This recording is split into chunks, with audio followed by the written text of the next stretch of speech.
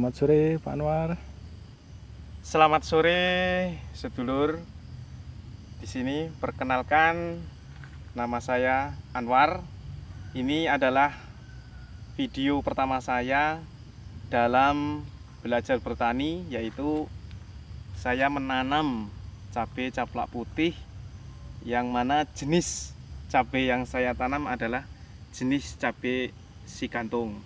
Untuk jumlah batang yang saya tanam itu kurang lebih ada 1.600 batang, yang mana terdiri dari 19 baris, yang mana semua jenisnya sekitaran 1.400 itu jenis sigantung, sisanya itu jenis cabai rawit hijau.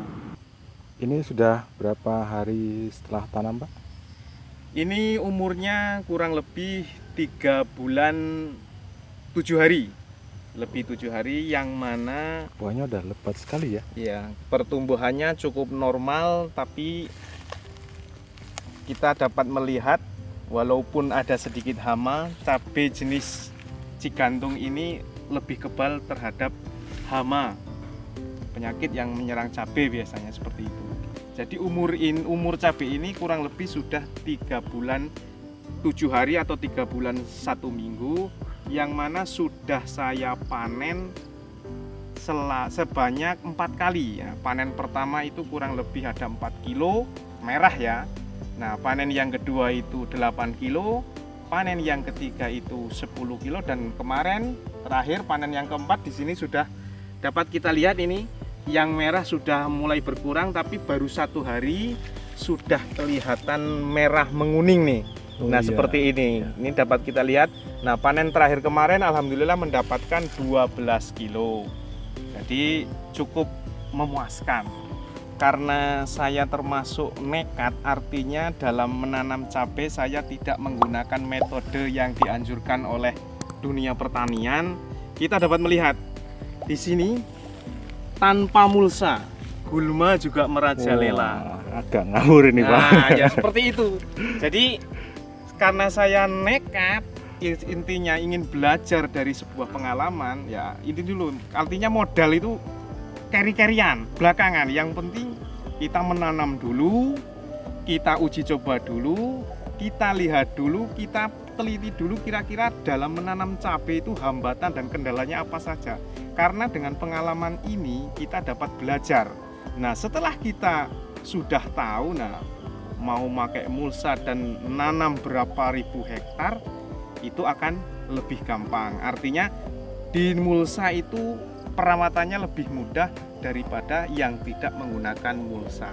Berarti dengan metode ini modal sangat minim ya Pak ya? Ya, yang jelas kalau kita menggunakan metode tanpa mulsa, ada hal buruknya juga ada hal baiknya. Kalau hal buruknya, ya kita harus sering membersihkan gulma, terutama nih gulma-gulma yang ada pada batang tanaman cabai kita nih, kita lihat.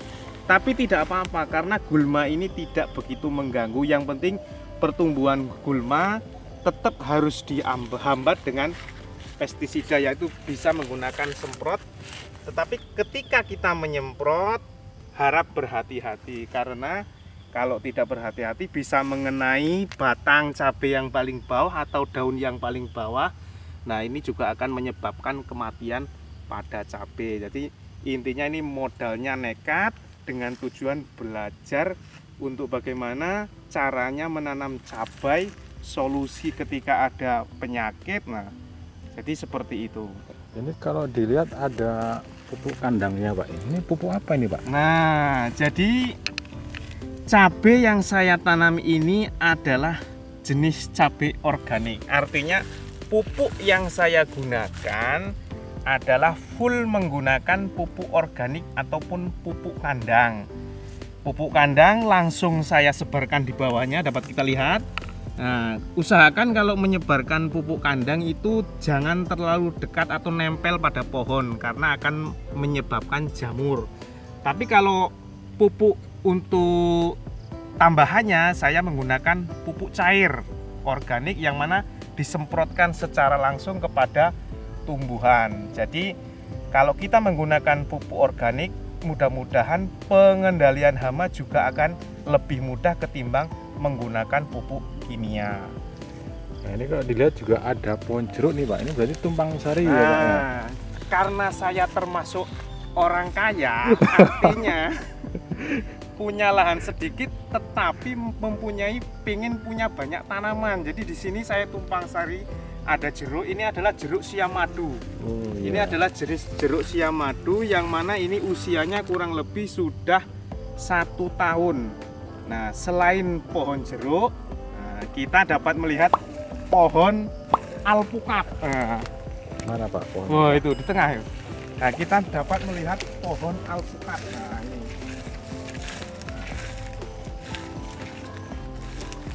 Pohon alpukat. Nah, Oh iya. ini adalah tumpang sari antara cabai, jeruk, dan alpukat. Nah, di sini alpukat yang saya tanam adalah jenis mentega, yang mana buahnya cukup besar, dagingnya tebal, dan rasanya itu manis-manis, gurih. Mantap.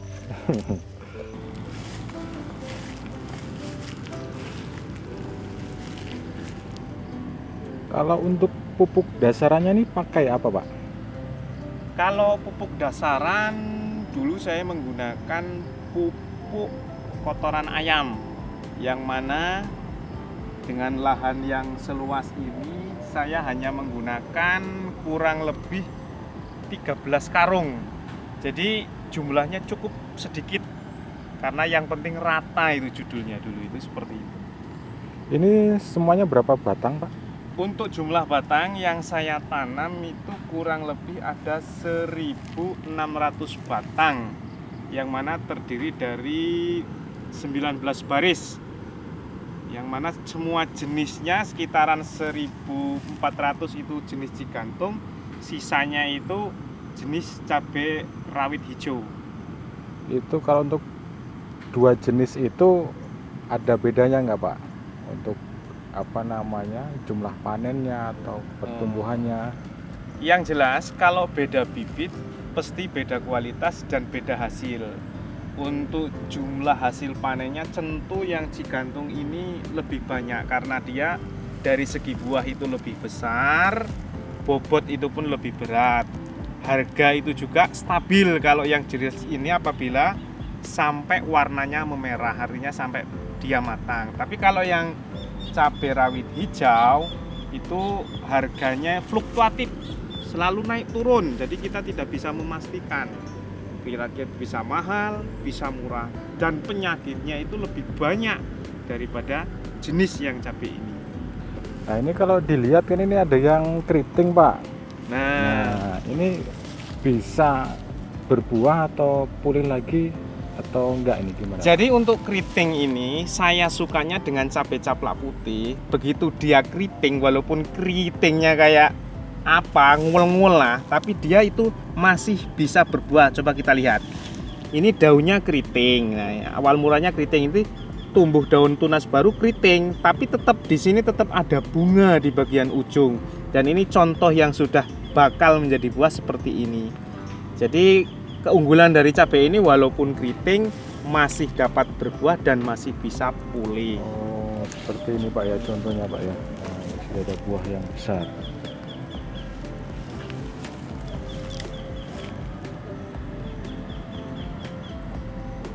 Berarti kalau dengan metode yang sederhana, biaya minim, ini bisa kita terapkan di pekarangan rumah Pak. Nah, kalau memang teman-teman sahabat tani ingin belajar budidaya, sebenarnya nggak perlu lahan yang luas.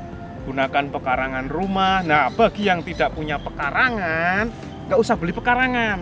Beli polybag ataupun pot-pot atau wadah-wadah bekas yang sudah tidak terpakai, kasih media tanah, kasih pupuk. Nah, itu bisa digunakan sebagai alternatif untuk belajar bertani sebelum kita menerapkan di lahan yang luas. Jadi seperti itu. Ini sepertinya Bapak juga punya usaha yang lain nih Pak. Ada kandang ayam ini. Ya alhamdulillah lah masih diberikan rezeki walaupun saya nanam cabai di sampingnya juga punya ayam walaupun jumlahnya nggak banyak paling kurang lebih cuma 10.000 ekor itu kapasitasnya. Walaupun ayam tetangga ya Pak. Ya, tapi punya tetangga loh ini saya belum selesai ngomong itu tapi ya nggak apa-apa kan kita kena imbasnya walaupun nggak dapat pupuknya anginnya secara tidak langsung tumbuhan saya juga menjadi subur. Oke, sahabat tani, demikian tadi sharing dari saya tentang bagaimana cara budidaya cabai caplak putih dengan modal yang minim atau modal nekat. Mudah-mudahan dapat teman-teman terapkan di rumah masing-masing. Saya doakan teman-teman semua sehat, diberikan murah rizki dan dapat semangat terus berjuang dalam mengalir rezeki. Semangat! Assalamualaikum. Wassalamualaikum warahmatullahi wabarakatuh.